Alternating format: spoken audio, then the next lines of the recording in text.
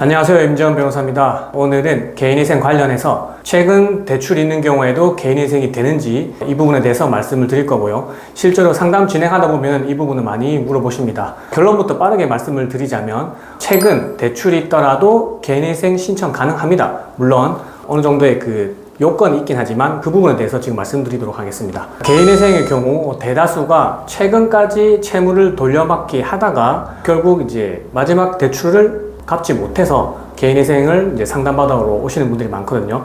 이런 돌려막기 채무, 이런 거를 대환대출이라 하고요. 예를 들어 설명하면 2년 전에 A사에서 이제 돈을 빌리셨고 이 채무를 갚다가 결국 최근 1개월 전에 B사에서 다시 대출을 받아서 이 A사의 채무를 변제한 경우를 대환대출이라고 합니다. 이런 대환대출의 경우에는 최근 1개월 B사의 채무를 기준으로 보는 게 아니라 2년 전에 대출받았던 A사의 채무로 보는 거고요. 만약에 이 대환대출 하는 과정에서 1억 원을 빌렸다. 그리고 기존 채무를 8천만 원 갚았다. 이런 구조가 된다면 한 2천만 원이 남겠죠. 그 2천만 원을 어디에 썼는지 이 부분이 또 중요합니다. 이런 2천만 원 남는 돈에 대해서 만약에 소명을 못하거나 사치성 소비, 주식, 코인, 도박 등에 사용하신 경우에는 개인회생 신청할 때 조금 문제가 될 수 있고요. 실제 진행하다 보면은 법원에서 이와 관련해서 어디에 썼는지 그 출처를 분명히 하라는 보존 공고가 나오게 됩니다. 조금 전 말씀드린 대로 최근 대출 채무에 대해서는 법원에서 일일이 어디에 썼는지 소명하라고 보존 공고가 대부분 나오게 됩니다. 그래서 대환대출, 흔히 말하는 돌려막기죠. 돌려막기로 이제 깔끔하게 변제하신 분들은 이게 소명하는데 어려움이 없어요. 그러나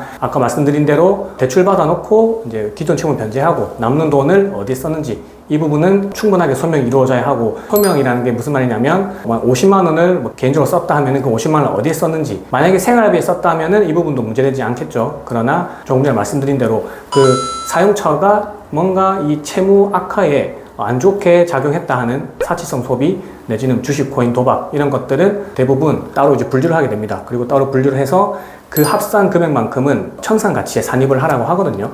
이 청산가치에 산입하는 비율도 100%가 될 수 있고, 그 다음에 채무자의 사정에 따라서 70%가 반영될 수도 있습니다. 이런 것들은 기존 상담받으시는 신청 대리인 사무실에서 충분한 얘기를 해보시고, 만약에 채무 형성 경위에 조금 우리가 참작할 만한 사정이 있다 이런 분들은 그 보증서에 상세히 기재해 주시면 되고요. 그런 부분들 감안해서 사용하신 돈의 청산가치 산입 비율을 정하게 됩니다. 또한 최근 대출받은 돈으로 주식, 코인, 도박, 사치성 소비를 하셨다 하더라도 무조건 개인회생 안 되는 거 아닙니다. 그래서 세부적인 사정을 따져봐야 되고, 그리고 그 주식, 도박, 코인, 사치성 소비에 대한 총 금액을 따져보고 거기서 얼마만큼을 나의 청산가치에 산입할지 그 부분은 충분한 소명이 이루어져야 되겠죠. 그리고 추가로 아까 최근 대출 관련해서는 법원이든 아니면 이제 채권자든 최근 3개월, 3회 정도의 이자는 이제 납부를 해야 합니다. 만약에 이 이자를 3회 정도 납부하지 않고 개인회생을 진행할 경우에는 사유행위 내지는 사기행위, 갚을 의사가 없이 대출을 받아서 주식, 코인, 도박에 썼다 이런 식의 고소, 고발이 들어올 수도 있고요. 그리고 실제로 개인회생 진행할 때도 안 좋게 작용할 수 있습니다. 자, 오늘은 최근 대출이 있는 경우에도 개인회생 가능한지 여부에 대해서 말씀드렸고요. 다시 정리해서 말씀드리면 최근 대출이 있더라도 개인회생 진행 가능하다.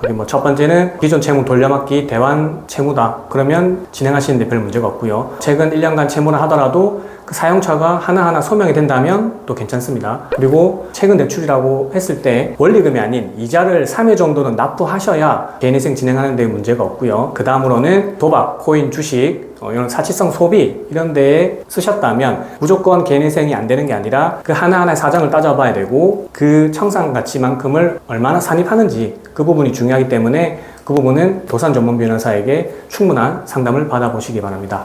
자, 개인회생 관련해서 궁금한 점 있으시면은 법무법인 1마루에 전화 주시고요. 전화번호는 저희 아래에 기재하도록 하겠습니다.